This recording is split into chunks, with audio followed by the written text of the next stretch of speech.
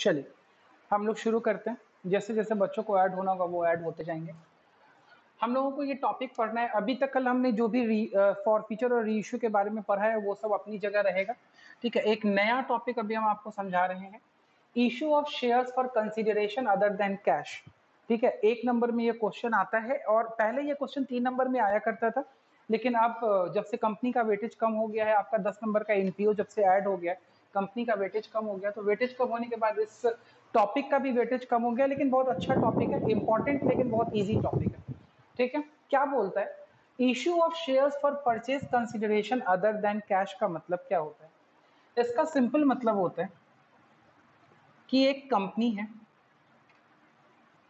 ठीक है, और कोई बाहर का कोई व्यक्ति एक्स है, ठीक है, जो कंपनी को कोई सर्विसेज दे रहा है। ठीक है, कंपनी को इसने कोई सर्विसेज दी है, कंपनी को कुछ भी सर्विसेज ये दे सकता है। ये कंसल्टेंसी सर्विसेज दे रहा है, ये वेंडर है, कोई रॉ मटेरियल दे रहा है, कोई फिक्स्ड एसेट्स इसने कंपनी को बेची है, कुछ भी ऐसा हो सकता है, कोई भी सर्विसेज दे रहा है। ठीक है, या ये कोई कंसल्टेंट है, या ये कोई अंडर राइटर है, या कोई भी पर्सन हो सकता है, या ये कोई पर्सन हो सकता है, या ये कोई इंस्टीट्यूशन या कोई कंपनी भी हो सकती है। ये एक्स हो सकता है, ये एक्स कंपनी हो सकती है, कुछ भी हो सकता है, कोई भी एक पर्सन है, इसने कंपनी को कोई ना कोई सर्विस दी है। ठीक है, तो कंपनी को इसने जब सर्विस दी होगी तो कंपनी ने क्या किया होगा, कंपनी ने सर्टेन एक्सपेंसेस को बुक किया होगा या एसेट को बुक किया होगा। मान लो ये एक्स कंपनी है, एक्स कंपनी से हमारी कंपनी ने क्या खरीदा है, एक मशीन खरीदी है, कोई एक मशीन खरीदी है, फर्ज करो। ठीक है, ये मशीन खरीदी गई है उस कंपनी से 1 लाख रुपए वैल्यू की। ठीक है, तो 1 लाख रुपए वैल्यू की का ये मशीन आया है हमारे पास में, और ये कंडीशन क्या कहता है, बोलता है issue of shares for purchase consideration other than cash. Means that in this case we have to pay the purchase consideration to the company, and in place of paying the purchase consideration in form of cash, we are just issuing the shares to that person or that entity or that company. Means हमारी company ने बात करा कि यार आपको हम पैसा 1 लाख रुपया देंगे, ऐसा करो कि आप 1 लाख रुपए के वैल्यू के शेयर्स हमारे कंपनी में लेके हमारे शेयर होल्डर बन जाओ।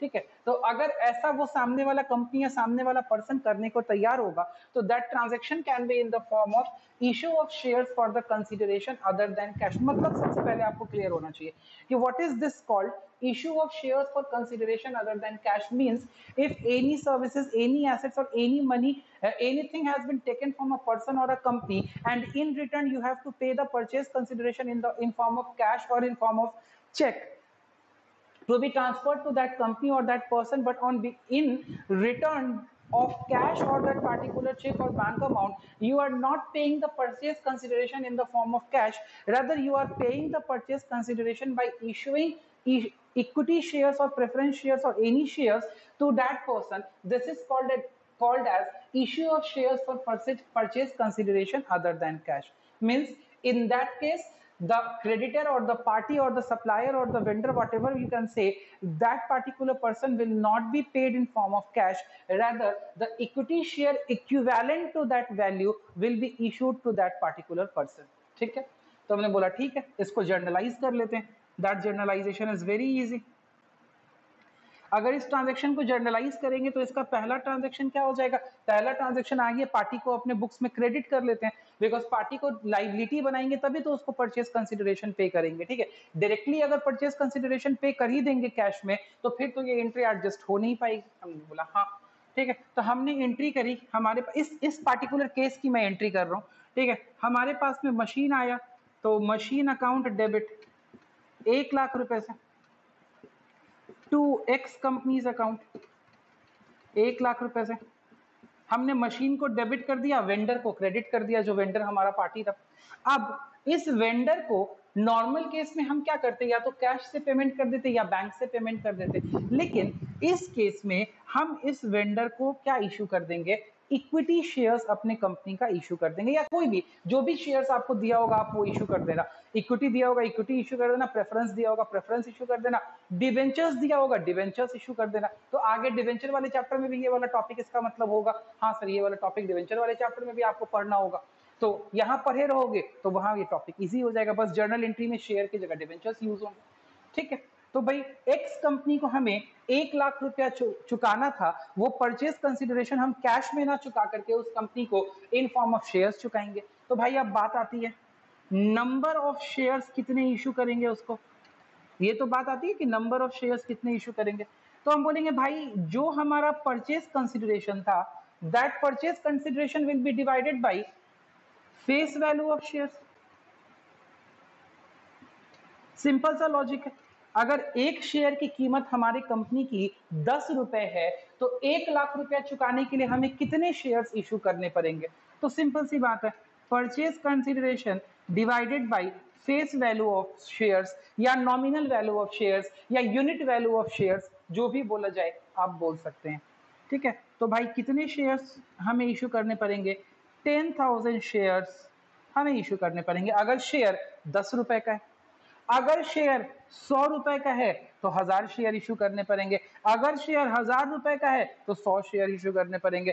तो लॉजिकली ये बहुत इजी चीज है, इसमें आपको कोई दिक्कत नहीं आएगी। अगर 10 रुपए का शेयर है तो 10,000 shares in favour of X company issue कर दो।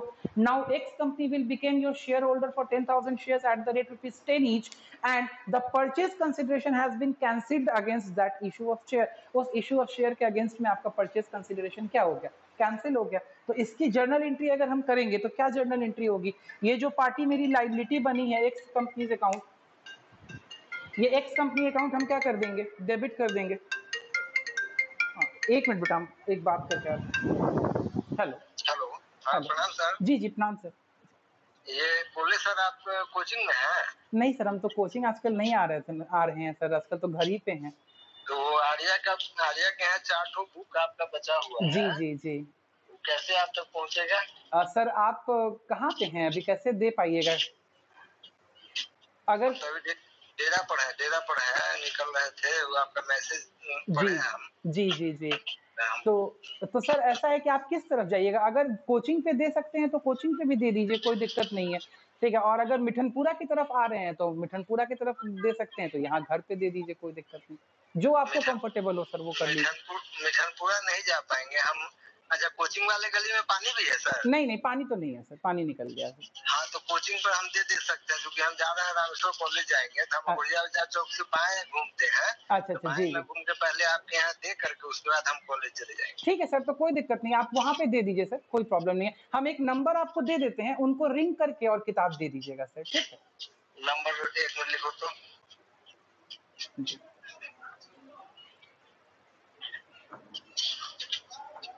हाँ बोलिए सर। 9504 9504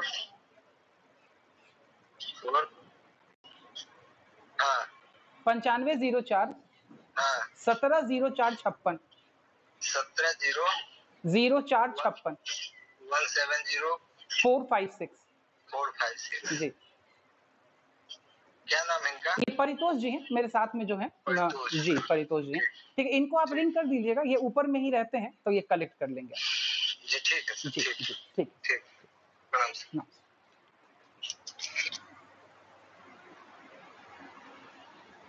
हेलो, हाँ तो बेटा नंबर ऑफ शेयर्स आपका निकल गया 10,000 शेयर्स। अब देख लीजिए आपके पास में क्या है, एक्स कंपनी अकाउंट है।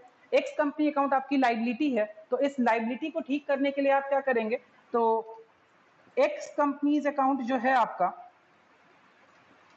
वो डेबिट हो जाएगा 1 लाख रुपए से टू शेयर कैपिटल।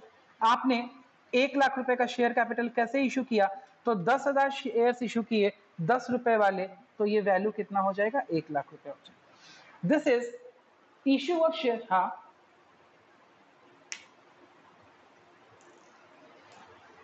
तो बाबू हम क्या करें, नेटवर्क का प्रॉब्लम है आपका, मेरा नेट। तो भैया बाकी लोग को भी तो दिक्कत होगी ना, तो बाकी लोग भी कंप्लेन करेंगे क्या भाई, बाकी लोगों को मेरा स्क्रीन नहीं दिखाई दे रहा है, प्लीज। क्या वही बात है ना,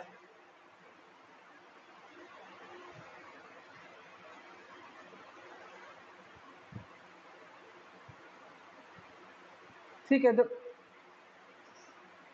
आप लोगों को ब्लैक दिख रहा है, कुछ लोगों को क्लियर दिख रहा है, कुछ लोगों को ब्लैक दिख रहा है।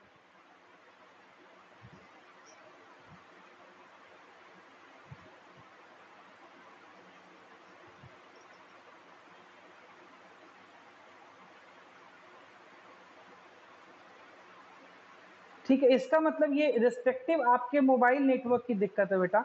अगर मेरे नेटवर्क की दिक्कत रहती बाबू तो किसी को क्लियर नहीं दिखता, समझिए ना बात को। ठीक है, अगर ये मेरे नेटवर्क का प्रॉब्लम होता, ठीक है, तो किसी को क्लियर नहीं दिखता। ठीक है, ऐसे आप अगर चाह रहे हैं तो एक बार में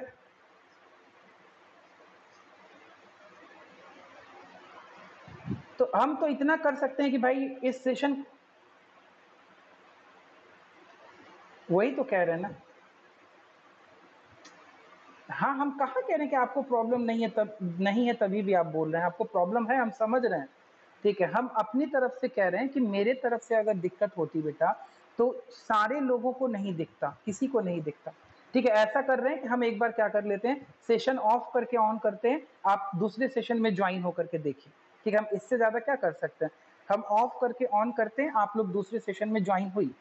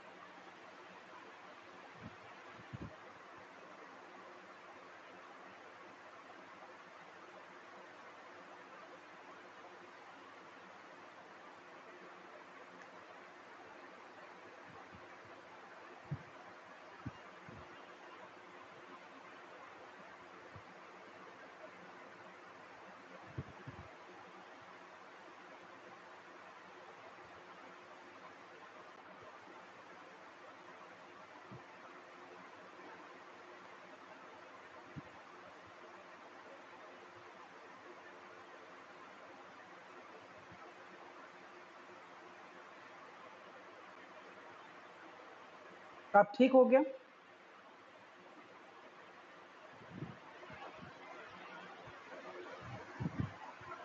ठीक है, या अभी भी प्रॉब्लम है किसी को? अब क्लियर हो गया, चलिए ठीक, ठीक है, ठीक है, ओके, कोई दिक्कत नहीं। होता है कभी कभी जिटर होने लगता है, ठीक है, इन केस कुछ प्रॉब्लम रहा हो। चलिए हम लोग आगे देखते हैं, बढ़ते हैं आगे।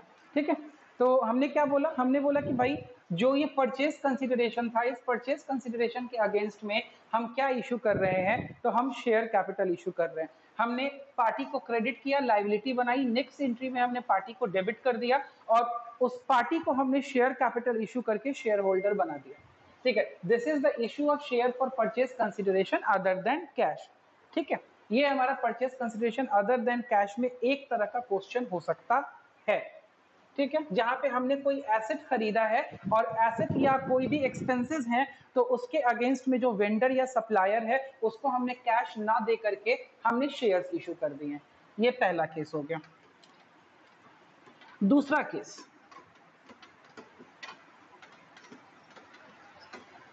कैसे कीजिएगा बाबू, करके दिखाइए।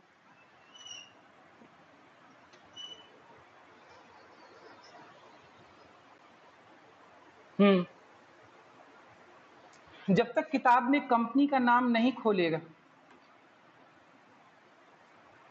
Machinery account debit to share capital account का क्या इंट्रोस्पेक्शन कीजिएगा, बताइए, ट्रांजैक्शन बताइए। A transaction for a journal entry, that is machinery account debit to share capital. Please tell the transaction. Please tell the transaction for the journal entry machinery account debit to share capital. एक valid transaction मुझे बताइए machinery account debit to share capital का। आप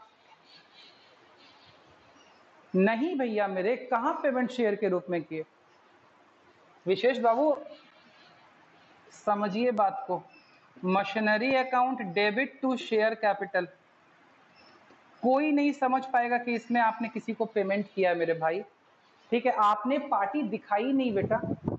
machinery account debit to share capital का ट्रांजैक्शन अगर कोई मुझसे पूछेगा तो मैं यही बोल सकता हूं, मशीनरी इन्वेस्टेड एज कैपिटल, या machinery bring in by the business, a personal machine has been bring in by the business from the share holder और व्हाट यू में से, क्या पता नहीं किसके द्वारा।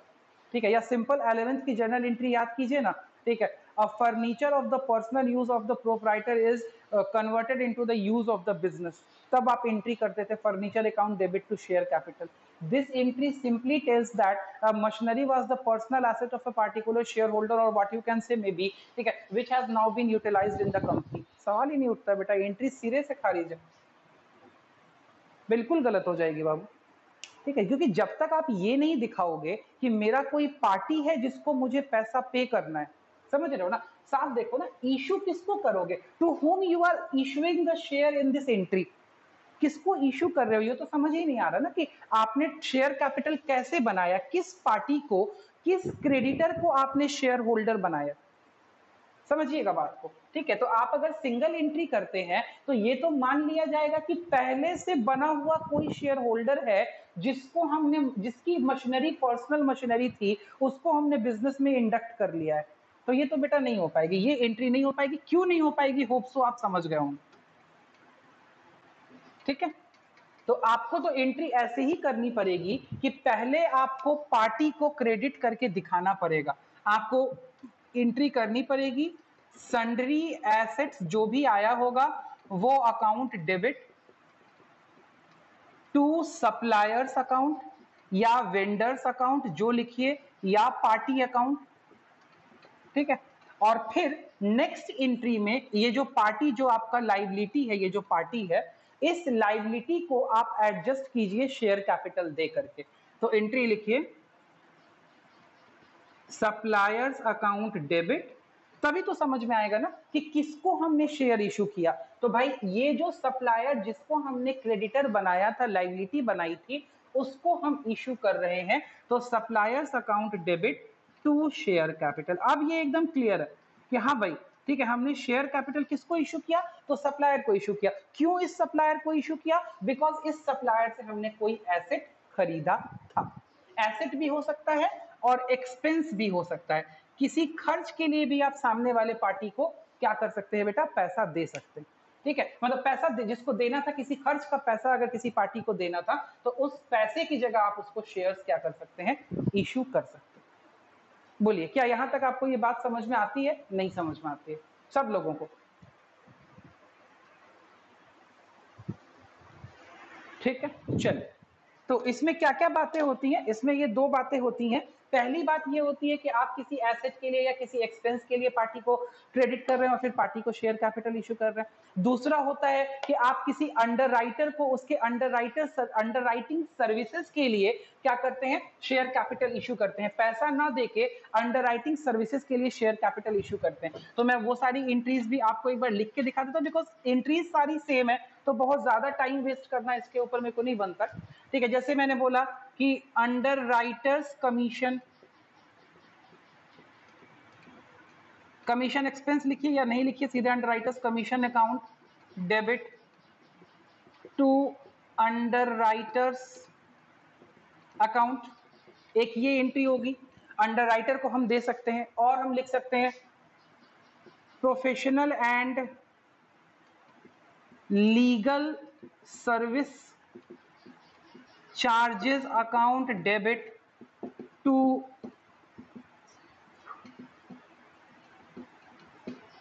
जी टू प्रोफेशनल्स अकाउंट.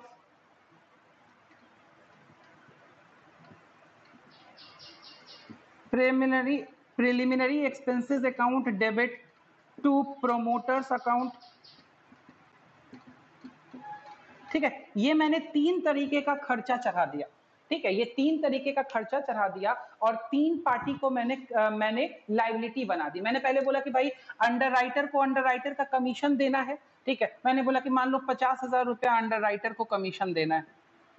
ठीक है, फिर मैंने बोला कि professional and legal service charges, company को बनाने में या कुछ और प्रोफेशनल काम करने में हमने किसी प्रोफेशनल का या किसी लीगल एक्सपर्ट का हमने क्या किया है, सर्विसेज हायर किया है.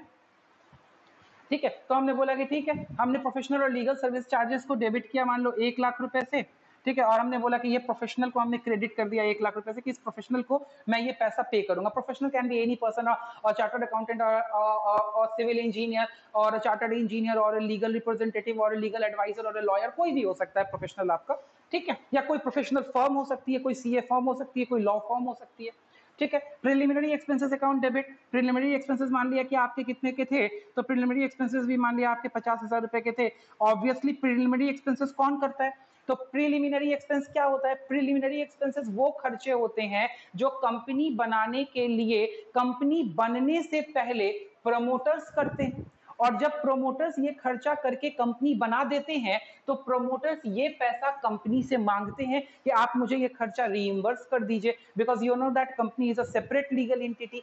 तो प्रिलिमिनरी एक्सपेंसेस में क्या क्या चीजें आती हैं, प्रिलिमिनरी एक्सपेंसेस में गवर्नमेंट फीस आती है, आरओसी की फीस आती है, मेमोरेंडम ऑफ एसोसिएशन का फीस आता है, आर्टिकल ऑफ एसोसिएशन का फीस आता है, लीगल एंड प्रोफेशनल चार्जेस आते हैं, चार्टर्ड अकाउंटेंट की फीस आती है, ठीक है, अदर कोई स्टेशनरीज, कोई डॉक्यूमेंट्स, कोई पेपर, कोई स्टाम्प पेपर, जो सब चीजें खरीदी जाती हैं कंपनी बनाने के लिए, जो सब चीज नेसेसरी है उसकी फीस आती है। तो इन सारी चीजों को हम प्रिलिमिनरी एक्सपेंसेस बोलते हैं, ठीक है। आप ये जानते होंगे पहले से इसका। अंडरराइटर्स आपको भली बात ही पता है कि अंडरराइटर्स क्या होते हैं, ठीक है, तो मोस्टली अंडरराइटर्स का सबको पता है, जिनको नहीं पता हम बता देते हैं। अंडरराइटर्स वो लोग होते हैं, ठीक है, जो लोग कंपनी का मिनिमम सब्सक्रिप्शन अगर नहीं होता है तो कंपनी को मिनिमम सब्सक्रिप्शन के अवेलमेंट की फैसिलिटी देते हैं। If the case the company is in, company को लगता है कि company is in doubt that the minimum subscription will be achieved, तो वैसे केस में वो क्या करते हैं, वो अंडरराइटर्स को अपॉइंट कर लेते हैं, अंडरराइटर्स उनके सारे शेयर्स को अंडरराइट कर लेते हैं और फिर उसको ओपन मार्केट में सेल करते हैं। मैं ऑलरेडी बता चुका हूं लोगों को,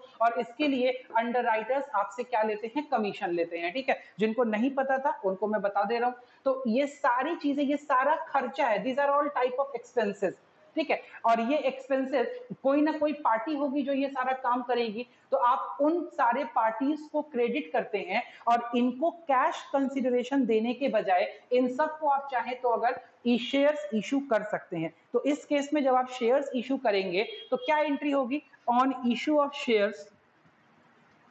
जब इनको आप शेयर्स इशू करेंगे तो आप क्या एंट्री करेंगे, देखिए वॉइस सबको प्रॉपर मिल रही है ना, वॉइस सबको प्रॉपर मिल रही है, ठीक। तो जब आप इनको शेयर्स इशू करेंगे तो ये जो सारे आपके लायबिलिटीज हैं, सारी लायबिलिटीज को डेबिट कर दीजिए। तो अंडर राइटर्स अकाउंट डेबिट में एक ही एंट्री में निपटा दे रहा हूं, ठीक है, ये आप अलग अलग एंट्री भी कर सकते हैं, मैं एक ही एंट्री में कर रहा हूं सारे। Underwriters account debit, professionals account debit, ठीक है, promoters account debit, account debit to share capital, सबको आपने क्या कर दिया, शेयर कैपिटल इशू करके सबका कंसिडरेशन आपने पे कर दिया, किसी को भी आपने कैश में पे नहीं किया। अगर इन सबको आप कैश में पे करते तो underwriters account debit, professionals account debit, promoters account debit to bank या कैश करते आप। यहां पे आपने बैंक और कैश यूज नहीं किया, सबको आपने शेयर्स इशू कर दिए। कितने रुपए के शेयर्स आपको इशू करने पड़े होंगे, 50,000, 1,50,000, ठीक है, मतलब 2 लाख रुपए के शेयर्स आपको इशू करने पड़े होंगे। 50,000 का अंडरराइटर आपने चुकाया, 1 लाख रुपए का प्रोफेशनल फीस आपने चुकाई और 50,000 रुपए का प्रोमोटर्स को आपने प्रिलिमिनरी एक्सपेंसेस चुकाया। तो किसको कितने शेयर्स आपने इशू किए होंगे, नॉर्मल सी बात है, अगर इस शेयर की कीमत रही होगी 10 रुपए की तो आपने 20,000 शेयर्स इशू किए होंगे 10 रुपए वाले, 5,000 शेयर्स आपने इन साहब को दिए होंगे, 10,000 शेयर्स आपने इन साहब को दिए होंगे, 5,000 शेयर्स आपने इन साहब को दिए होंगे 10 रुपए वाले। अगर 100 रुपए वाले इशू किए होंगे तो कंसिडरेबली इधर से नंबर क्या हो जाएगा आपका, कम हो जाएगा। ये तो कॉमन सेंस की बात है, कोई बहुत बड़ी बात नहीं है। नरेशन आप क्या लिखेंगे, एक लाइन में नरेशन लिखेंगे, being shares issued in lieu of the purchase consideration other than cash, being shares issued for the purchase consideration other than cash। हो गया, ये नरेशन आप लिखेंगे, आपका काम बन जाएगा, ठीक है। तो मैंने क्या बताया, मैंने 2 चीजें अभी तक बताई आपको। पहला, जब कोई एसेट्स खरीदा जाए तो वेंडर को पेमेंट हम लोग इश्यू ऑफ शेयर्स के रूप में कर सकते हैं। जब कोई एक्सपेंसेस कंपनी की हो तो जो एक्सपेंस हो रहा है, जो सर्विस देने वाली पार्टी है, उस पार्टी को पैसा ना दे करके आप उसके बिहाफ में शेयर कैपिटल उस पार्टी को क्या कर सकते हैं, इशू कर सकते हैं। क्या यहां तक आप लोगों को एक बात क्लियर हो गई, क्लियर हो गई तो हम इसके थर्ड पॉइंट पे बढ़े।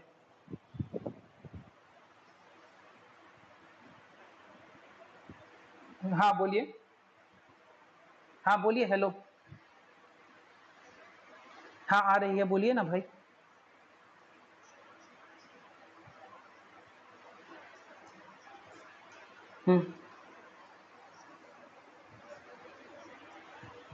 हाँ आप कर सकते हैं ऐसा। मान 10,000 पे मतलब नहीं समझे आपका, हम फिर से बताइए।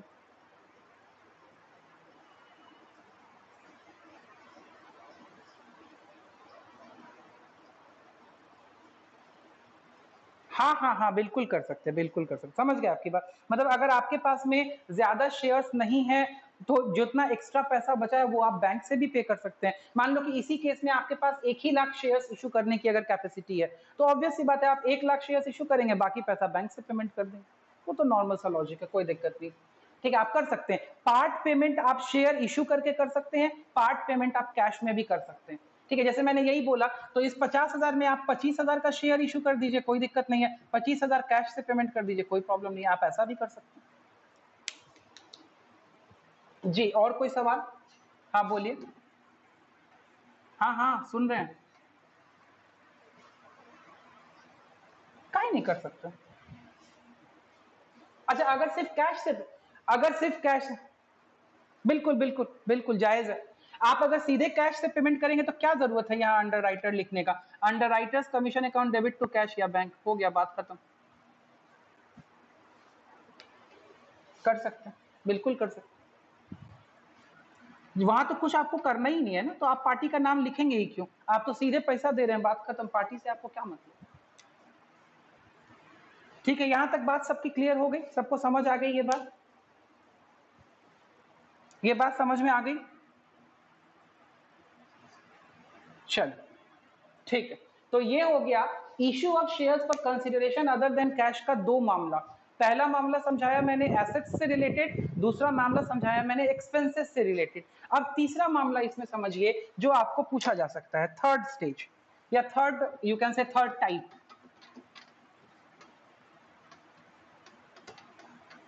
हाँ रिकॉर्ड हो रहा है बाबू।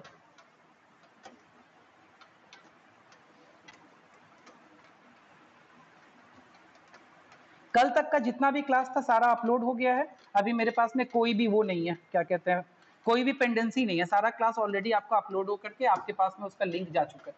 ठीक है, ये अभी की क्लास जो हो रही है बस यही अपलोड नहीं है, और बाकी जैसे जो क्लासेस होंगी तो ये दोनों क्लास, अभी वाली क्लास और शाम को जो मैक्रो इकोनॉमिक्स की क्लास लूंगा, ठीक है, ये दोनों क्लास शाम रात को ही अपलोड हो जाएगी आपको। ठीक है, रात को 10-11 बजते बजते अपलोड हो जाएगा।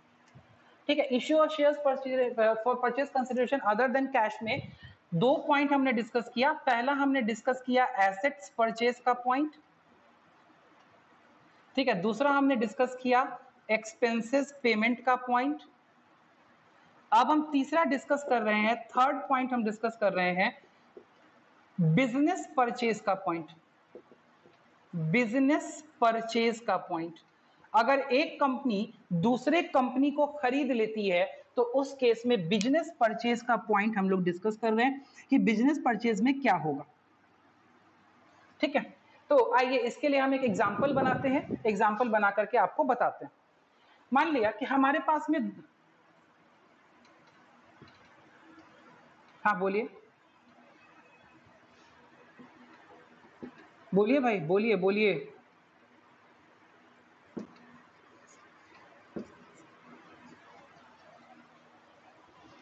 ना भैया, खाली एसेट नहीं है, लायबिलिटी भी परचेज करना पड़ता है। बिजनेस परचेज बिल्कुल अलग चीज होती है बेटा, रुक जाइए ना, देखिए ना काहे हड़बड़ा रहे हैं। अगर सेम चीज होता तो हम काहे के लिए पढ़ाते हैं, हमको भी तो कम में पढ़ाने का मन करता है। ठीक है, एक्स लिमिटेड वाई लिमिटेड दो कंपनी है। ठीक है, हम लोग एक्स लिमिटेड के पार्ट पे बात कर रहे हैं, मतलब we are the accountant of X limited, मतलब एक्स लिमिटेड परचेज करेगी वाई लिमिटेड को। ठीक है, X limited is going to purchase Y limited. Y limited की बैलेंस शीट क्या कहती है? वाई लिमिटेड की बैलेंस शीट कहती है कि इसके पास में लाइबिलिटी और कैपिटल मिला के 5 लाख रुपए है, और एसेट्स इसके पास में कितना है? एसेट्स भी ऑब्वियस सी बात है, इसके पास में क्या होगा? 5 लाख रुपया होगा। क्लियर?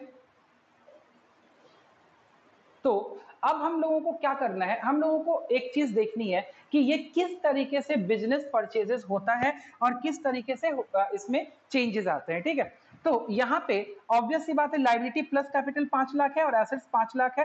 इसमें से एक्सटर्नल लाइबिलिटी का क्या ब्रेकअप है, तो 3 लाख रुपया मेरे पास में कैपिटल है प्लस 2 लाख रुपया मेरे पास में एक्सटर्नल लाइबिलिटीज है, ठीक है। ये वाई लिमिटेड की बैलेंस शीट है, ठीक है। अब ये वाई लिमिटेड की बैलेंस शीट जब टेक ओवर होगा, वाई लिमिटेड को जब टेक ओवर करेगा एक्स लिमिटेड, तो एक्स लिमिटेड इस पूरे बैलेंस शीट को टेक ओवर करेगा, ठीक है। इस पूरे बैलेंस शीट में जो एसेट्स एंड लायबिलिटीज है उसको टेक ओवर करेगा और उसकी जर्नल एंट्री अपने बुक्स में पास करेगा, ठीक है। और वाई लिमिटेड को जो पैसा पे करना है, एक्स लिमिटेड जो पैसा वाई लिमिटेड को पे करेगा, वो पैसा इस बिजनेस को खरीदने के लिए 7 लाख रुपया पे कर रहा है। 7 lakh rupees is the purchase consideration,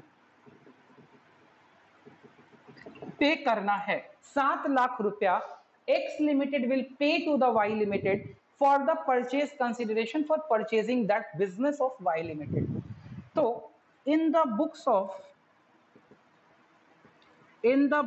Y Limited, in the books of X Limited की किताब में पहली जर्नल एंट्री क्या करेंगे हम, फर्स्ट जर्नल एंट्री देखिए, हम एंट्री करेंगे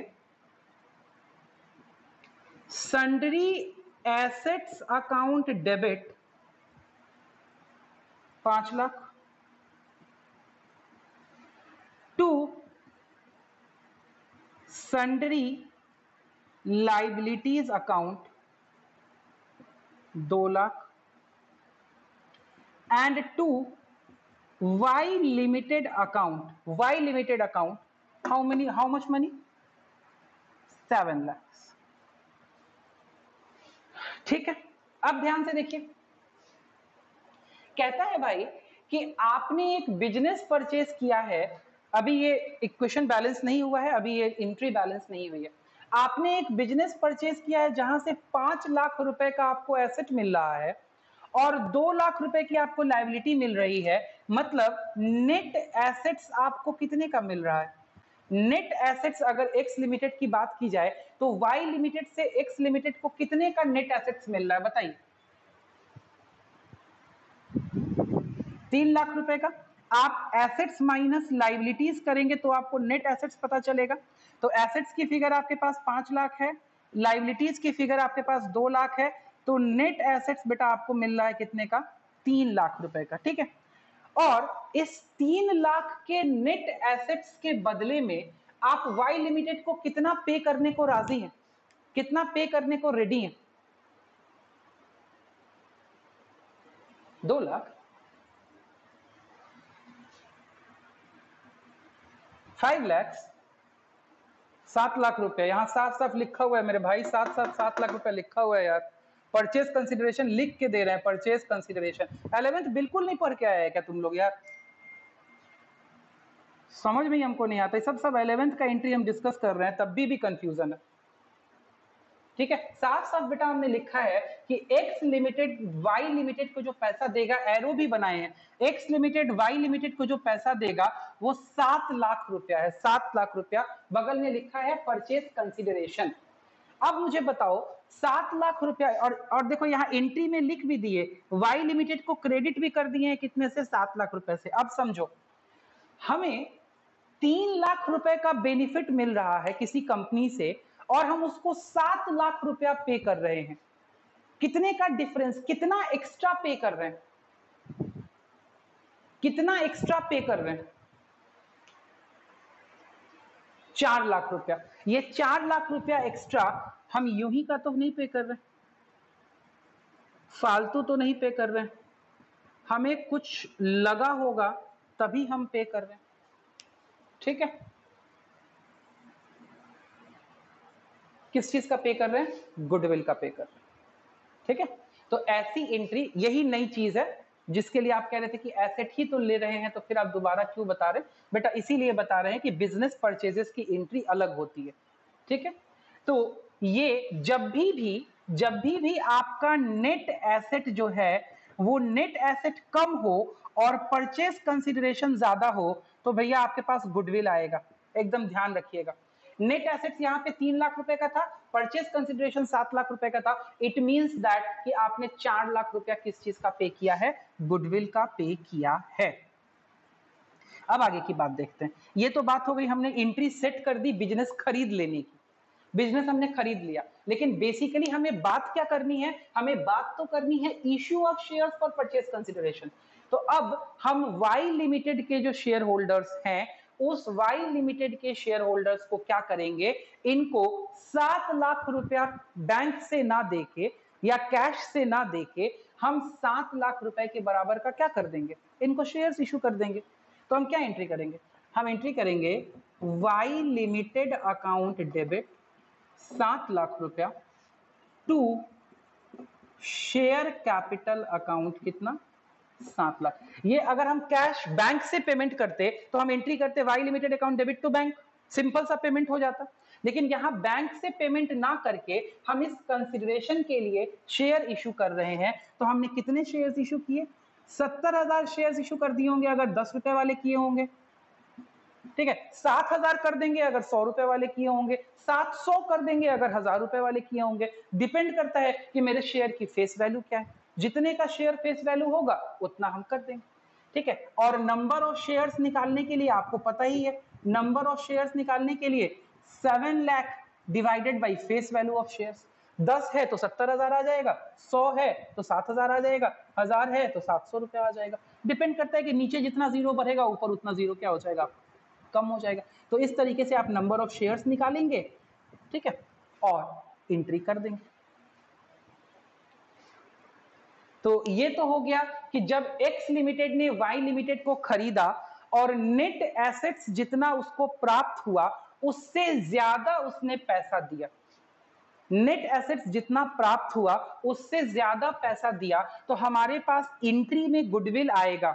और अगर आप ये गुडविल की एंट्री गलत कर गए बाबू साहब, ठीक है, कोई भी बच्चा इस एंट्री को अगर गलत कर गया तो आपके इस एंट्री के गलत होने पर आपको इस एंट्री पे मार्क्स नहीं मिलेगा, ठीक है, बिकॉज ये दोनों कनेक्टेड एंट्री है। इस एंट्री के गलत होने पे इस एंट्री पे मार्क्स अगर आप सोचते हैं कि आपको मिल जाएगा तो नहीं मिलेगा, बिकॉज एग्जामिनर समझ जाएगा कि बच्चे की समझ ही नहीं है कि किस तरीके से एक कंपनी दूसरे कंपनी को खरीद रही है और गुडविल रिकॉर्ड करना है कि क्या रिकॉर्ड करना है, तो वो फिर आपको इस नीचे वाले सही एंट्री पे भी मार्क्स अवार्ड नहीं करेगा, ठीक है।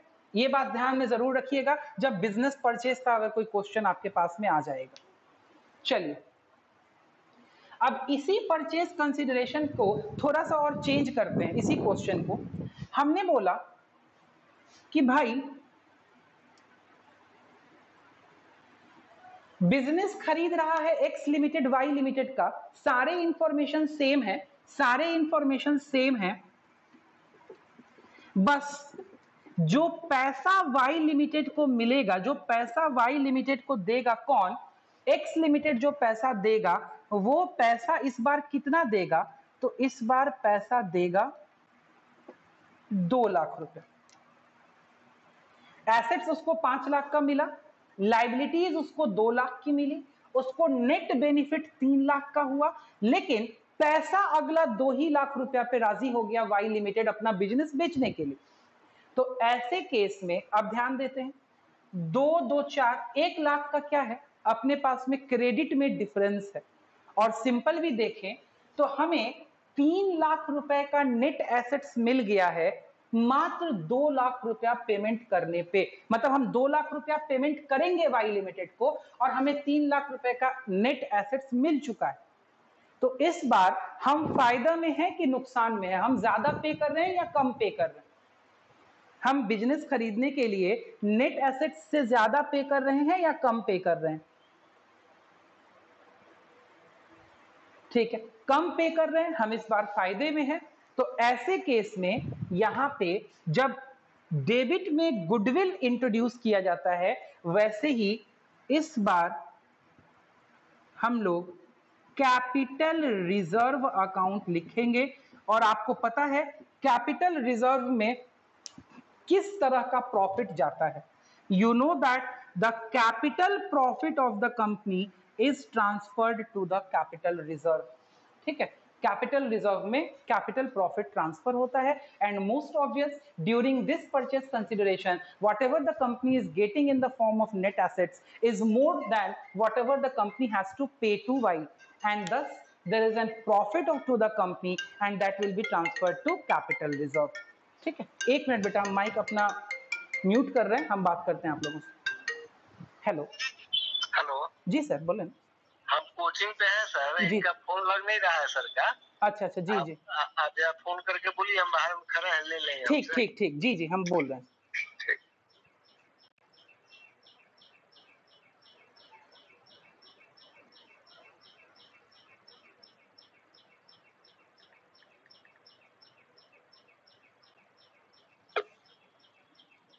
आपने जिस व्यक्ति को कॉल किया है वो अभी दूसरे कॉल पर व्यस्त है, कृपया प्रतीक्षा करें या कुछ समय पश्चात प्रयास करें। हाँ भाईजान बोलिए। अरे भाई कह रहे ना कि एगो गार्जियन थोड़ा सा नीचे में है, उनके पास में 2-3 गो किताब है, खाली थोड़ा सा किसी से मंगवा लो ना। अच्छा, नीचे में खड़े हुए हैं, ठीक है? ठीक है ठीक। हाँ, किसी को भेज के खाली बोलो कि ले लेगा किताब। ठीक ठीक है भाई, ठीक है। ठीक ठीक ठीक है भाई, हम क्लास ले रहे हैं, अभी करते हैं फिर बात। ठीक ठीक, ओके।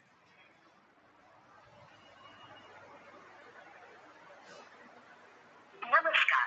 कोरोना वायरस बीमारी यानी कोविड-19 को फैलने से अगर रोकना है तो हमें अपने घरों के अंदर ही रहना होगा। ऐसे बाहर निकलें और ऐसे में दूसरों से कम 1 मीटर की दूरी रखें। अपने हाथ साबुन और पानी से नियमित तौर पर अच्छी तरह धोएं। यदि खांसी, बुखार या सांस लेने में तकलीफ हो तो तुरंत स्टेट हेल्पलाइन नंबर 104 या सेंट्रल हेल्पलाइन नंबर 1075 पर संपर्क करें और दिए गए निर्देशों का अनुपालन करें। भारत सरकार द्वारा जनहित में जारी।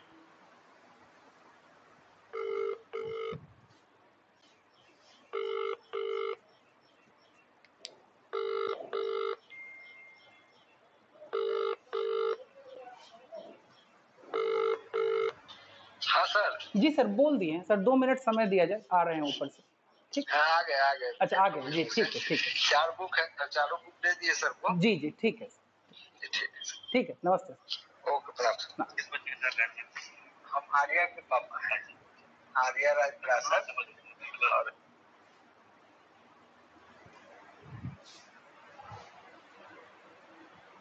ठीक है बेटा, चलिए तो आगे यहाँ पे क्या हुआ। In that case we are getting the net assets of ₹3 lakh, but in order to for getting the net assets of ₹3 lakh we have to spend only ₹2 lakh. That is the capital profit which is gained by the company is ₹1 lakh, and for that capital profit we have to credit the capital reserve account। और यहाँ पे simply हमें ₹2 लाख लिया होगा तो हम ₹2 लाख क्या कर देंगे, ₹2 लाख उसको पेमेंट कर देंगे। तो ₹2 लाख पेमेंट करेंगे तो भाई हम 20,000 शेयर्स ₹10 वाले, या जो भी आपको nominal value of the shares दिया होगा, आपको नॉमिनल वैल्यू ऑफ शेयर्स से डिवाइड करके नंबर ऑफ शेयर्स निकाल सकते हैं। ठीक है, तो issue of shares for purchase consideration other than cash में, दीज आर द 3 केसेस जिसको कि आपको क्लास 12 में डील करना है, और इनमें से किसी एक केस पे आपको क्वेश्चन आ सकता है। ठीक है, इसके अलावा नेक्स्ट एक बात और है इसके अंदर जो कि इस पूरे सीरीज को कंप्लीट कर देगी, वो है कि भाई अगर शेयर्स हमारे प्रीमियम पे इशू किए गए हैं तो हम नंबर ऑफ शेयर्स कैसे निकालेंगे और अमाउंट को किस तरीके से डील करेंगे। तो चलिए उस चीज को देख लेते हैं।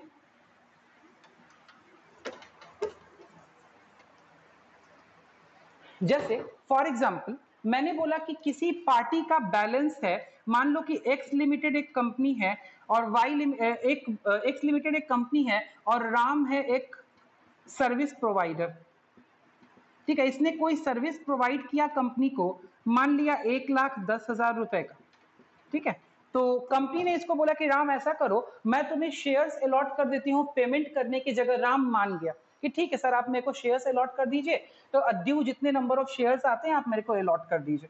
कंपनी ने बोला कि यार राम ऐसा है कि मैं तुम्हें नंबर ऑफ शेयर्स अलॉट करूंगी, जितने भी होंगे number of shares at the rate ₹10 पर शेयर। ठीक है, प्लस प्रीमियम ऑफ ₹1। कहने का मतलब कि जब हम किसी भी वेंडर को, किसी भी सप्लायर को या किसी भी कंपनी को परचेज कंसिडरेशन पे करते टाइम अगर हम उसको शेयर्स जो इशू कर रहे हैं वो अगर प्रीमियम के ऊपर इशू करेंगे तो हम क्या करेंगे? तो ऑब्वियस सी बात है, अगर आप बेटा किसी को प्रीमियम के ऊपर इशू करेंगे तो नंबर ऑफ शेयर्स निकालते टाइम आप क्या करेंगे? Purchase consideration will be divided. In the normal case it will be divided by the face value, but now in that case when it is issued at premium we will divide the purchase consideration by face value plus premium amount. Obviously, क्योंकि उस time आप किसी को 10 रुपए की चीज allot कर रहे थे तो आप उसको 10 से डिवाइड करोगे, लेकिन यहां पे जब उस सामने वाले को आप 11 रुपए की चीज अलॉट कर रहे हो तो आप उसको 11 से डिवाइड करोगे या 12 से करोगे या 13 से करोगे, जितना प्रीमियम का अमाउंट होगा, फेस वैल्यू प्लस प्रीमियम। ठीक है, तो इस केस में अगर हम देखें तो मेरा 1,10,000 रुपया है और हम सामने वाले को 10 प्लस 1, 10 रुपया शेयर की फेस वैल्यू और 1 रुपया premium.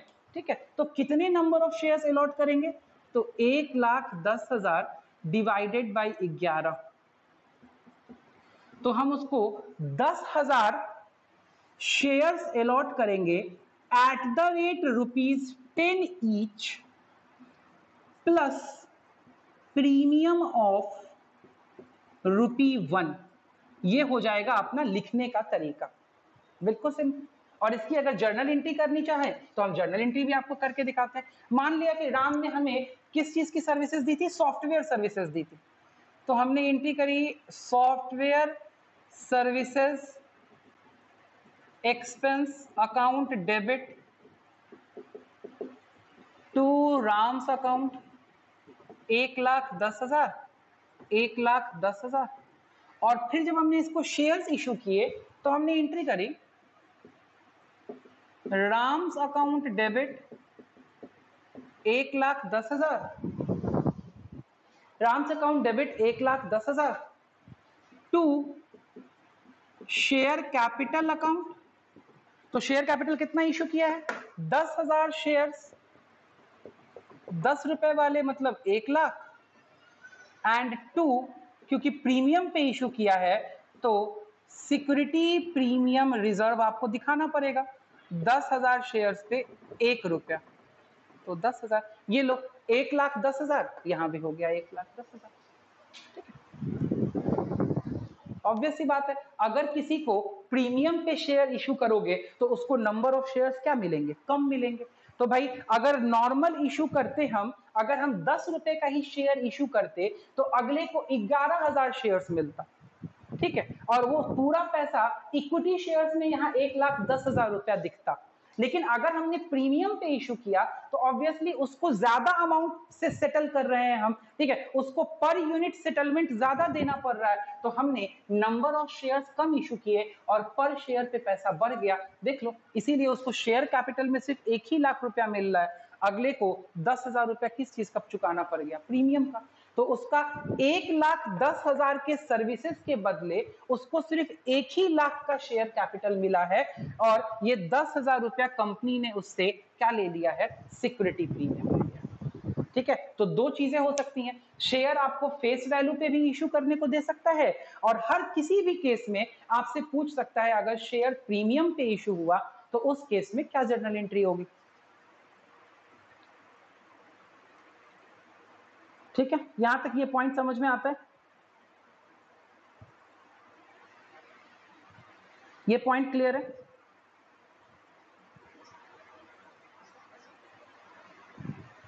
Number of shares decimal में आ गया तो जितना डेसिमल का पैसा, जितना डेसिमल का पॉइंट है उतना रुपया हम उसको कैश में दे देंगे, और जो डेसिमल का पॉइंट नहीं है, जैसे फॉर एग्जांपल ऐसा आ गया अगर आपके पास में,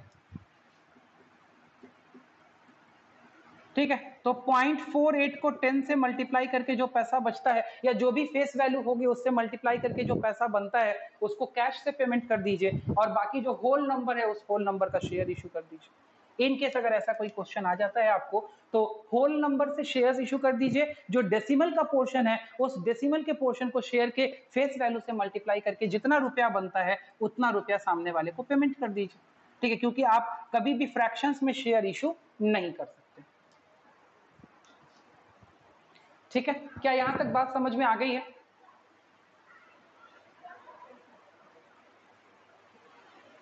क्या यहां तक बात समझ में आ गई सबको? ठीक है, चलिए तो आप सेशन चेंज कीजिए, सेशन चेंज करके सेशन में ऐड होइए, हम लोग होमवर्क टिक करेंगे। ठीक है, तो होमवर्क टिक करेंगे, आप अपनी किताब लेकर के भी आ जाइए और उसके बाद होमवर्क टिक कीजिए और सेशन में ऐड हो जाइए नेक्स्ट सेशन में।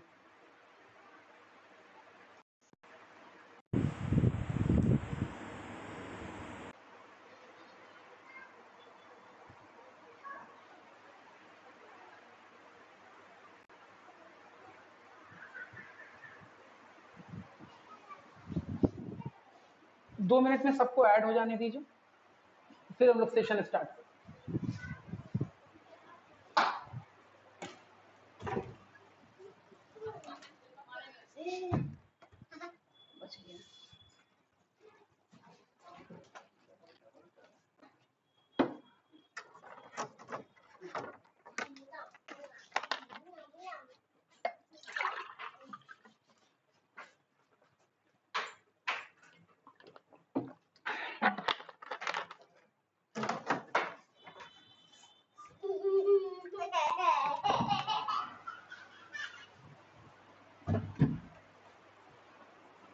चलिए, सभी लोग ऐड हो गए हैं?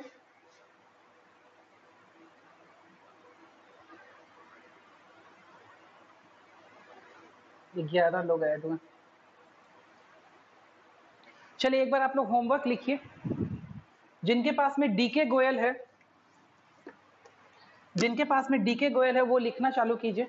हम बोर्ड पे लिख रहे हैं, आप अपने बुक में टिक लगा लीजिए।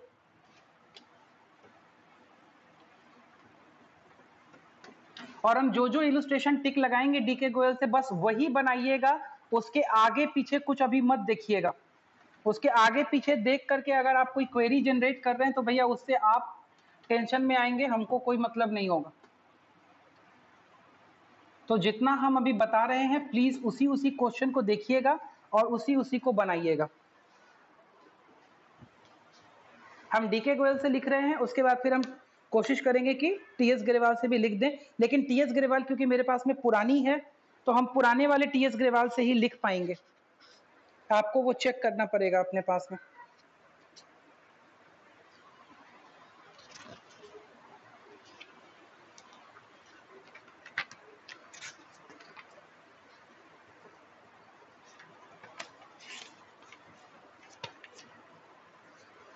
इलस्ट्रेशन नंबर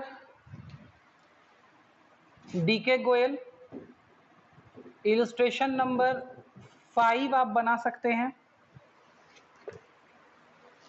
5 बैलेंस शीट अभी आप नहीं बनाइएगा, इलस्ट्रेशन नंबर 5 में बैलेंस शीट है वो आप नहीं बनाइएगा। ठीक है। 6 नो बैलेंस शीट, मैं डायरेक्ट लिख देता हूं नो बैलेंस शीट, मतलब किसी भी क्वेश्चन में अगर बैलेंस शीट होगी तो वो अभी आप नहीं बनाइएगा। ठीक है, मैंने एक जनरल इंस्ट्रक्शन दे दिया। इलस्ट्रेशन नंबर 5, 6, 7, 8 अभी आपसे नहीं बनेगा। इलस्ट्रेशन नंबर 9, किस चीज का?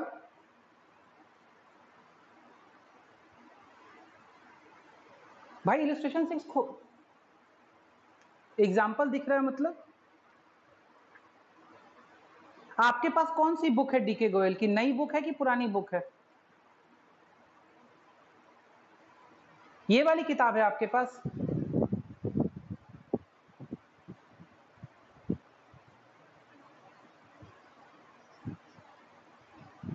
कौन से टीएस ग्रेवाल की आपके पास में है?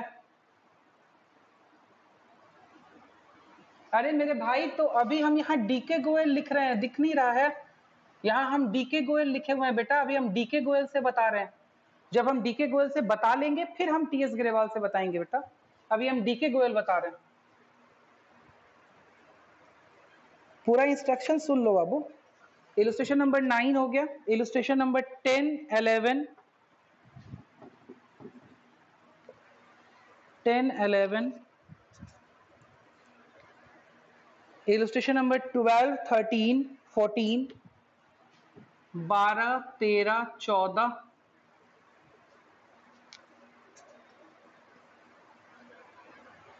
15, 16,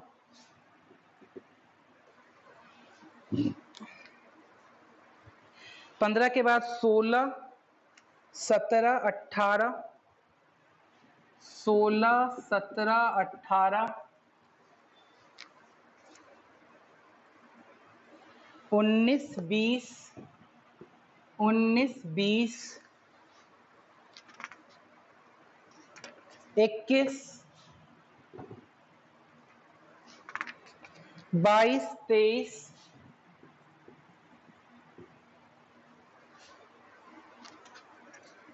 23, 22, 23, 24, 24,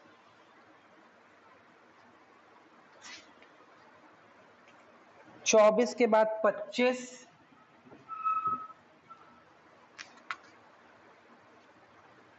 जहां जहां बैलेंस शीट होगी, बैलेंस शीट आप अभी छोड़ के काम करेंगे, इसलिए मैंने जनरल इंस्ट्रक्शन दे दिया है।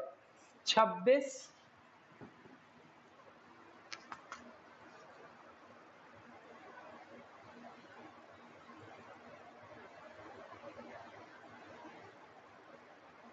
26 के बाद 27, 27 को स्टार कीजिएगा, इंपॉर्टेंट है। 27 के बाद 28, मैं शायद आपको बनवा चुका हूं। इसमें से कुछ इलस्ट्रेशंस ऐसे भी होंगे जो मैं आपको बनवा चुका हूँगा, तो कंसीडर दैट। आपने अगर बनाया हुआ है तो ठीक है, नहीं बनाया हुआ है तो बनाइएगा। 29, 29 के बाद 30, 30 के बाद 31, 32, 31, 30 के बाद 31, 31 के बाद 33, 32 नहीं, 33,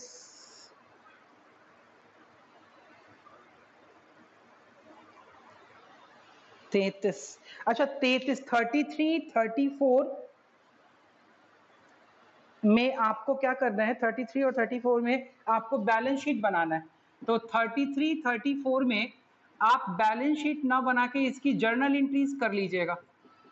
बैलेंस शीट ना बना के इनकी जर्नल एंट्रीज कर लीजिएगा। बैलेंस शीट हम बाद में आपको, क्योंकि जर्नल एंट्रीज करनी पड़ेंगी आपको थोड़ी मोड़ी, क्योंकि बिना जर्नल एंट्रीज के बैलेंस शीट आपसे अभी नहीं बनेगी।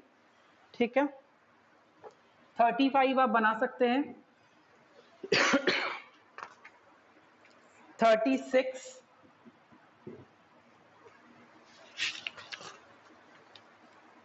36 के बाद 37 you can do, 38 you can do,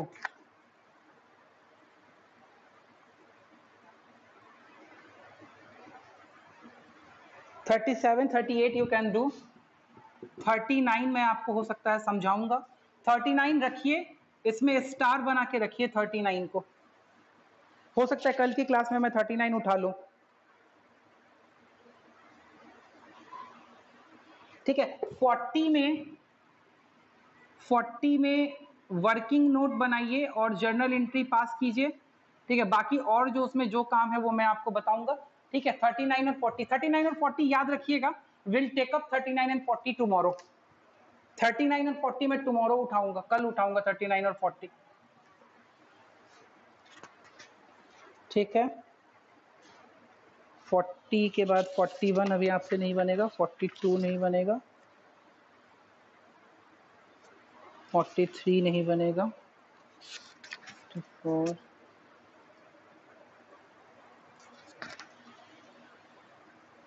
46,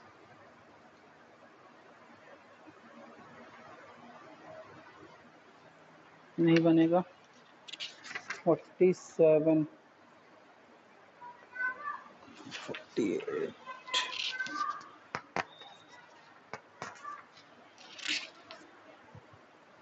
49, 50। अच्छा चलिए अभी इतना ही रखें तो ठीक है इस किताब से। 56, 58, कितना इलस्ट्रेशन है भाई, 63, 65, 67, भाई साहब 71, 73, 73 इलस्ट्रेशन, 78, 79, 79 इलस्ट्रेशन है। 79 में से ये इलस्ट्रेशंस मैंने आपको लिस्ट कर दिया है जिनके पास डीके गोयल की किताब है। This illustration plus same series of question from exercise, because D K में जैसे इलस्ट्रेशन का सीरीज होता है वैसे क्वेश्चन का सीरीज होता है। ठीक है, आप इसको डीके गोयल से एक बार मार्क कर लीजिए। डीके गोयल का मैंने मार्क करा दिया है। You can do the screenshot. आप स्क्रीनशॉट, इवन स्क्रीनशॉट खींच के आप मुझे भेज ही दीजिए, ज्यादा बेटर होगा। ठीक है, ग्रुप पे भेज दीजिए स्क्रीनशॉट खींच के।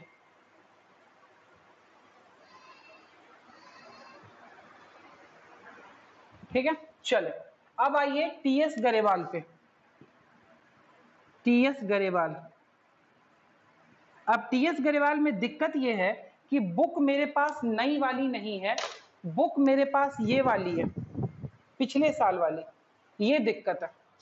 तो मैं क्वेश्चन इलस्ट्रेशन के साथ में, ठीक है, या क्वेश्चन के साथ में कंपनी का नाम भी बोलता जाऊंगा। हो सकता है एक दो करके ऊपर नीचे हो, तो आप वो देखते जाइएगा। तो वही बच्चे रुके जिनके पास में टीएस गरेवाल है, वो बच्चे क्लास ऑफ जा सकते हैं, अपना डेटा सेव कीजिए। जिनके पास में डीके गोयल था, डीके गोयल वाले बच्चे जा सकते हैं, और टीएस गरेवाल जिनके पास में है वो बच्चे रुकेंगे, वो टीएस गरेवाल से देखेंगे होमवर्क।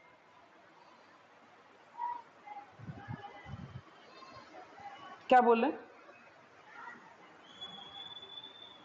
नहीं बेटा, मेरे पास एससी शर्मा नहीं है, आपको एक बार एससी शर्मा लेके आना पड़ेगा। ठीक है, या आना पड़ेगा या किसी तरीके से मेरे पास में भेजना पड़ेगा, ताकि मैं उससे क्वेश्चंस आपको बता पाऊं। या एससी शर्मा, अच्छा देखता हूं, एससी शर्मा आपने कहां से खरीदा था आप लोगों ने?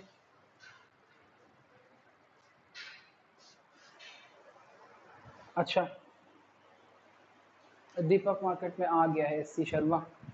तो एससी शर्मा कितने का है मार्केट में book?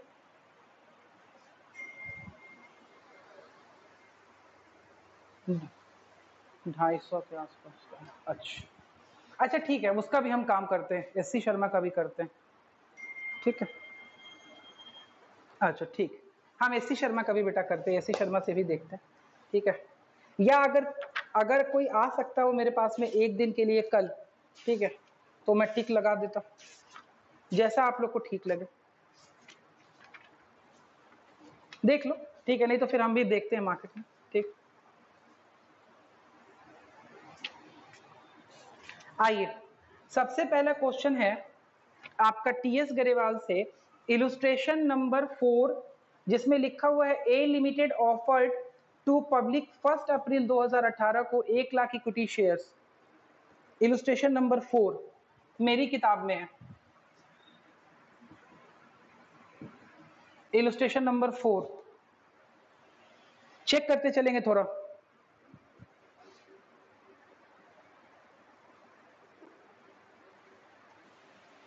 Dynamic limited offers for subscription, यही चक्कर है। कौन सी वाली बुक है बाबू तुम्हारी? कौन सा एडिशन है?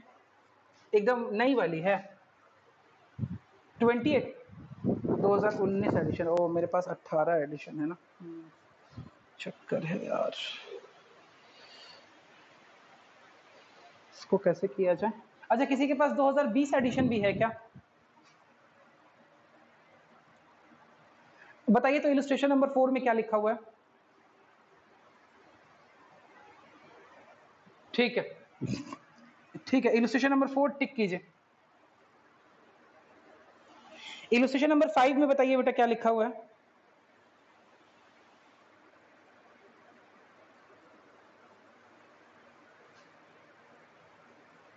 MIT application for 10,000 shares of 10 each. वो मेरे को फाइनल बताओ, the issue was fully subscribed and the amount was duly received, यही लिखा हुआ है क्या? ठीक है, इलस्ट्रेशन नंबर 5, आगे चलो बाबू। इलस्ट्रेशन नंबर 6 बताओ क्या लिखा हुआ है? ठीक है, एडी दिल्ली लिमिटेड, हाँ ठीक है, ठीक है, इलस्ट्रेशन नंबर 6 आगे बढ़ो। इलस्ट्रेशन नंबर 6 के आगे बढ़ो, इलस्ट्रेशन नंबर 7 देखो। 7 में क्या लिखा हुआ है बेटा? Y limited issued. ठीक है, इलस्ट्रेशन नंबर 7 लिखो। चलो आगे चलो। ट्रैक्ट, तुम लोग में क्या लिखा हुआ है बाबू?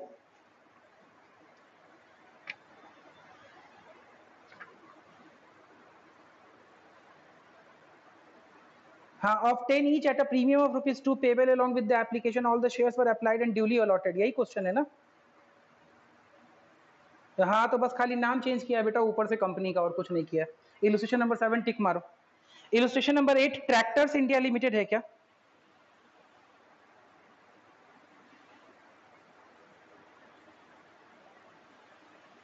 एट तुम लोग में? अच्छा ठीक है, कोई बात नहीं। Tractors India limited illustration number 9 है। तो चलो tractors India limited illustration number 9 भी लिखो और इलस्ट्रेशन नंबर 8 भी लिखो, ये दोनों क्वेश्चन बन जाएगा, 8 और 9 दोनों बन जाएगा। ठीक है, ट्रैक्टर्स इंडिया लिमिटेड में बैलेंस शीट दी हुई है, आपने बैलेंस शीट नहीं बनानी है, आपने इसकी जर्नल एंट्री करनी है। बैलेंस शीट में बाद में आपको बताऊंगा। ठीक है, उसके बाद अगला इलस्ट्रेशन कोई वाई लिमिटेड करके है। Y limited issued 50,000 equity shares of 10 each at a premium of 2 per share, all the shares were applied and allotted, pass journal entries नहीं है। ठीक है, न्यू इंडिया लिमिटेड, ठीक है, इलस्ट्रेशन 10 न्यू इंडिया लिमिटेड। ठीक है, ये आपके हिसाब से illustration number 10 new India limited लिखो। ठीक है, उसके बाद ओवर सब्सक्रिप्शन का शुरू हो जा रहा है क्या? ओवर सब्सक्रिप्शन का हेडिंग शुरू हो जा रहा है। ठीक है, ओवर सब्सक्रिप्शन में गुड कंपनी लिमिटेड है क्या क्वेश्चन में?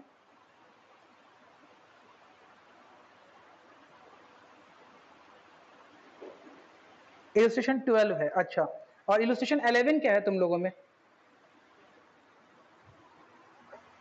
ठीक है, तो इलस्ट्रेशन नंबर 11, इलस्ट्रेशन नंबर 12, बहुत चेंज कर दिया है। अच्छा, क्रिस्टा हॉस्पिटैलिटी लिमिटेड, कोई क्वेश्चन है? क्रिस्टा हॉस्पिटैलिटी लिमिटेड, ठीक है, बताओ कितना ना? इलस्ट्रेशन नंबर 13 लिख लो बाबू। ठीक है ठीक है ठीक है, इलस्ट्रेशन 13 लिख लो, ऐसे हम ये बनवा चुके हैं। ठीक है, अच्छा आगे चलो, इलस्ट्रेशन नंबर 13 के बाद बताओ इलस्ट्रेशन नंबर 14 में क्या लिखा हुआ है आप लोगों में? ज्योति पावर लिमिटेड है क्या? Jyoti power limited, to provide employment to the youth and to develop Baramulla district of Jammu and Kashmir, ऐसे करके कोई क्वेश्चन है? ठीक है ठीक है, चलो उस इलस्ट्रेशन का जो भी नंबर है बताओ, कितना नंबर है? 14 नंबर, ठीक है, लिखो 14 नंबर इलस्ट्रेशन 14। ठीक है, उसके बाद क्रिलोस्कर लिमिटेड का क्वेश्चन है क्या? ठीक है, लिखो प्लस 15 नंबर लिखो क्रिलोस्कर लिमिटेड। यही दिक्कत होता है पुराना बुक रहने से पास में। उसके बाद आगे आओ, प्रीति एंड कंपनी है क्या? प्रीति एंड कंपनी, ठीक है, कौन सा इलस्ट्रेशन है बेटा? 16 नंबर, ठीक है, लिखो प्रीति एंड, क्या है? राजीव, अच्छा राघव है क्या? 10 लाख, अच्छा ठीक है, 10 लाख रुपया डिवाइडेड इनटू 1 लाख शेयर्स, 1,72,000 वो realised on account of allotment, क्या ये लाइन लिखा हुआ है?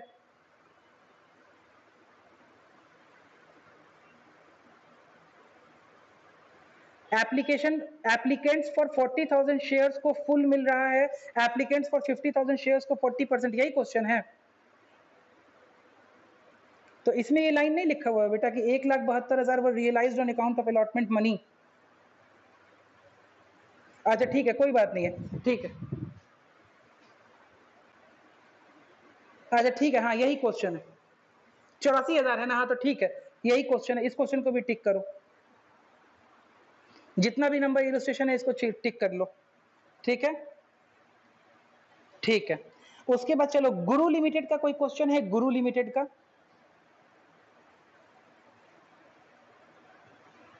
क्या क्वेश्चन था बताओ तो?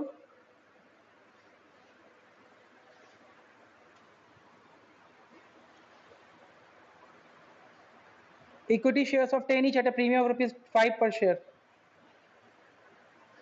ठीक है, ठीक है, जो भी है इसको टिक लगा लो, अगर टिक लग चुका है तो ओके है। ठीक है, आगे बढ़ो बाबू। प्रार्थना लिमिटेड का कोई क्वेश्चन है? प्रार्थना लिमिटेड का कोई क्वेश्चन? प्रार्थना लिमिटेड का जो क्वेश्चन है उसमें बैलेंस शीट बनाना है, आप बैलेंस शीट ना बना के इसकी जर्नल एंट्री करना। इलस्ट्रेशन नंबर मुझे बता दो। ठीक है, आगे बढ़ो। देख रहे हो कितना दिक्कत होता है। इलस्ट्रेशन नंबर 18 में एमएससी लिमिटेड करके है क्या?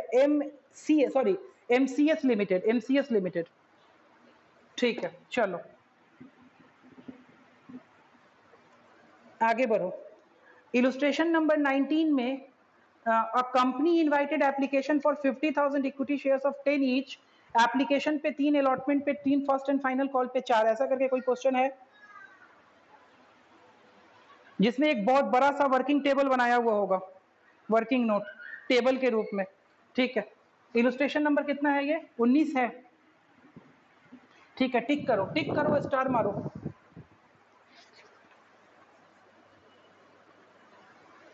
ठीक है, उसके बाद जया लिमिटेड का कोई क्वेश्चन है? जया लिमिटेड का?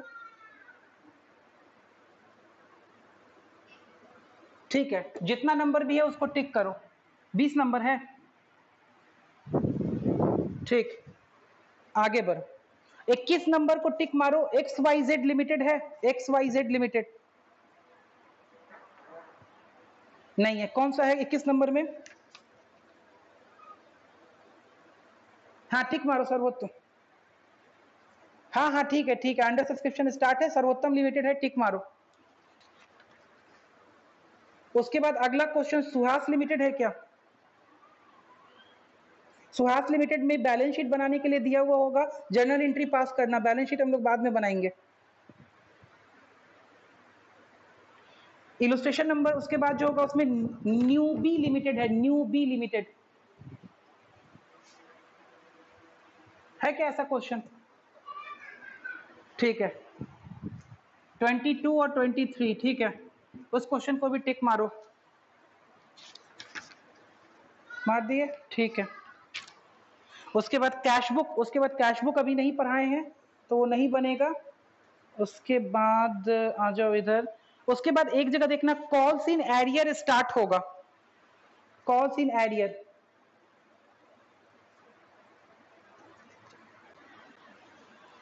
कॉल्स इन एरियर का टॉपिक स्टार्ट हुआ है? ठीक है, कॉल्स इन एरियर के टॉपिक के अंदर पहला इलस्ट्रेशन बताओ कौन सा है? इलस्ट्रेशन नंबर कितना है?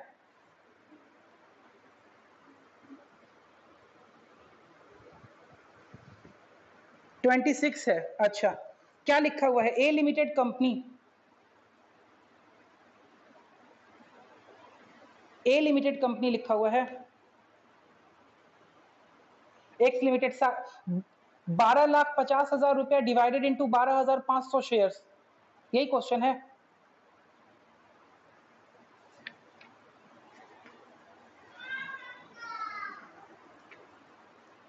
अच्छा ठीक है, तो 26 भी तुम अपनी किताब से लिखो बेटा, 27 भी फिर अपनी किताब से लिखो।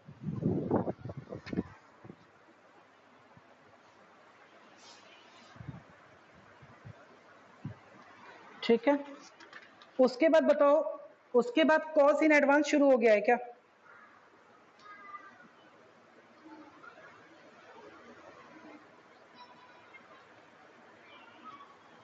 Over subscription and calls in arrear में एक इलस्ट्रेशन है क्या? एक्स लिमिटेड करके। हाँ, अल्फा कंपनी लिमिटेड है। अच्छा, अल्फा कंपनी लिमिटेड में लिखा हुआ है 50,000 equity shares of 10 each at a premium of ₹2 per share. ठीक है बाबू, टिक मारो, सब जगह खाली कंपनी का नाम चेंज किया है साला। ठीक है, टिक मारो, आगे बढ़ो। अब स्टार्ट। अब मेरे को नहीं पता कितना नंबर है, 28 नंबर था भाई, 28 नंबर है ये, लिख दिया मैंने 28। कॉल्स इन एडवांस शुरू हो गया। हाँ, इसमें केरला क्वायर मिल्स लिमिटेड होगा पहला क्वेश्चन। ठीक है, कितना कितना नंबर है, मारो इसको टिक। 29 नंबर है शायद। हाँ ठीक है, 29 नंबर। आगे बढ़ो बेटा। उसके बाद होगा on 1 January issued 10,000 equity shares of 10 each है। 30 नंबर इलस्ट्रेशन, टिक मारो 30 नंबर इलस्ट्रेशन। उसके बाद कामिनी लिमिटेड करके एक क्वेश्चन होगा, कामिनी लिमिटेड, उसको भी टिक मारो 31 नंबर। चलो बेटा आगे बढ़ो। अब आ जाओ, इसके बाद नया टॉपिक शुरू हो गया होगा, shares issued for consideration other than cash. ठीक है, पहला क्वेश्चन राम ब्रदर्स का है।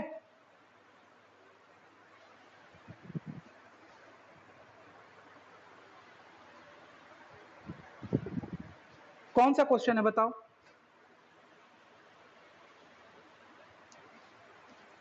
हाँ अच्छा अच्छा, वो है, टिक मारो, कोई बात नहीं, टिक मारो उसको। 32 नंबर है ना? ठीक है, अगला बताओ 33 नंबर में क्या राजन लिमिटेड लिखा हुआ है? ठीक है, 33 नंबर टिक मारो। 34 नंबर बताओ क्या लिखा हुआ है? डी लिमिटेड है।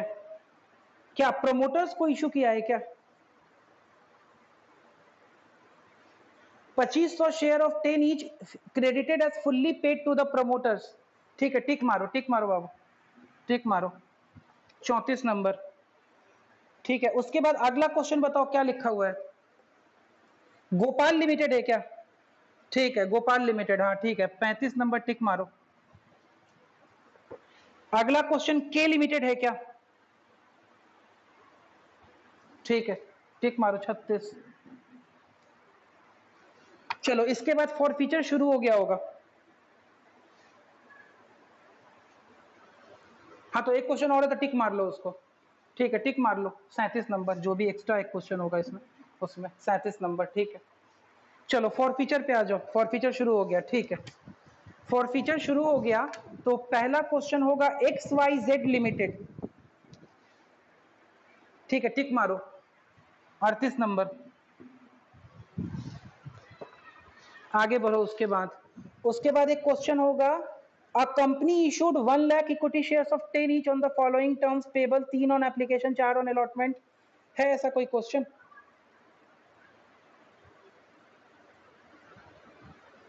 ठीक है, कोई दिक्कत नहीं बेटा। 39 नंबर टिक मारो। उसके बाद पालीवाल एक्सपोर्ट लिमिटेड है क्या? ठीक है, 40 नंबर टिक मारो स्टार के साथ। पालीवाल एक्सपोर्ट लिमिटेड बहुत इंपॉर्टेंट क्वेश्चन है।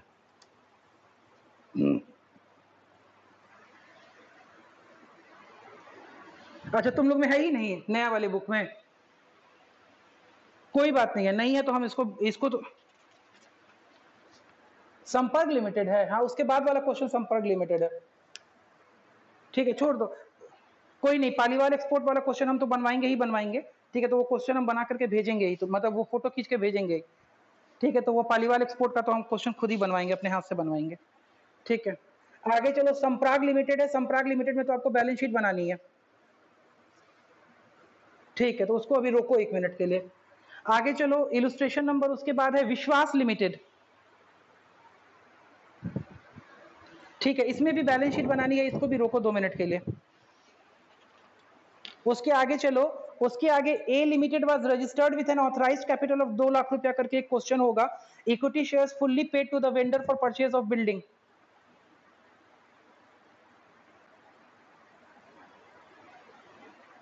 ठीक है बाबू, उसका खाली वो बता दो, इलस्ट्रेशन नंबर बता दो। 43। ठीक है, 42 नहीं बेटा, वो उसमें बैलेंस शीट बनाना है, इसलिए नहीं बताए हैं। जनरल भी बना हुआ है क्या? क्वेश्चन है।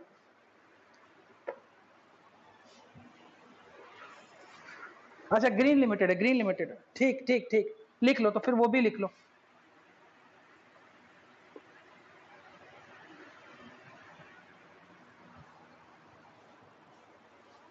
तो फिर अच्छा रुक जाइए रुक जाइए रुक जाइए, दो अलग अलग किताब होगी, कोई दिक्कत नहीं है, ठीक है। अच्छा चलिए ना, पहले जो कॉमन क्वेश्चन है उसको कीजिए ना, रुकिए ठीक है रुकिए। 42 में ग्रीन लिमिटेड है आपके बुक में, चलिए ठीक है 42 भी लिख लीजिए। हाँ हाँ कोई दिक्कत नहीं है, कोई दिक्कत नहीं है, हम सिर्फ क्वेश्चन आपको टिक करवाते जा रहे हैं। टिक कर लीजिए, टिक कर लीजिए, ठीक है। नहीं इसके आगे अभी आपसे नहीं बनेगा, नहीं बनेगा। हाँ अब आइए, उसके बाद नेक्स्ट टॉपिक पे आइए, जहां पे रीइश्यू ऑफ फॉरफिटेड शेयर्स का टॉपिक शुरू हो रहा है। Search for that topic, reissue of forfeited shares, ठीक है, मिला। इसका सबसे पहला इलस्ट्रेशन क्या लिखा हुआ है?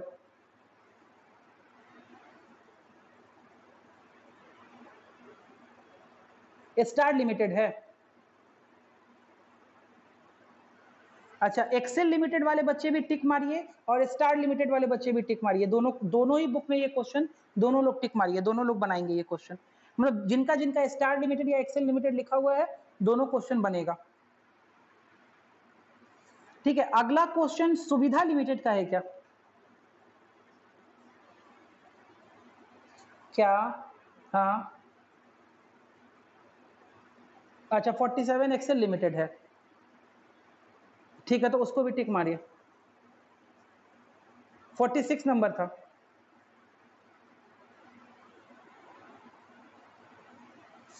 ठीक है। आइए BMY लिमिटेड करके कोई क्वेश्चन 47, ठीक है, तो एक्सेल लिमिटेड वाला भी टिक मारिए, जिनके बुक में एक्सेल लिमिटेड लिखा हुआ है।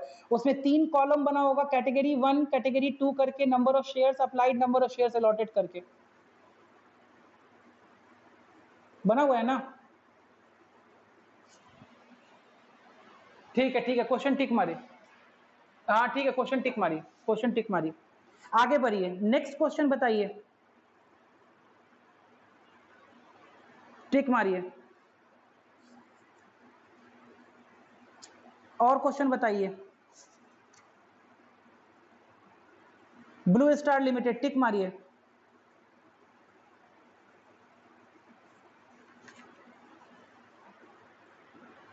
ठीक है। ब्लू स्टार नवलक्ष्मी लिमिटेड वाला क्वेश्चन रुक जाइए, अभी नवलक्ष्मी लिमिटेड में 4 केस दिया होगा आपको,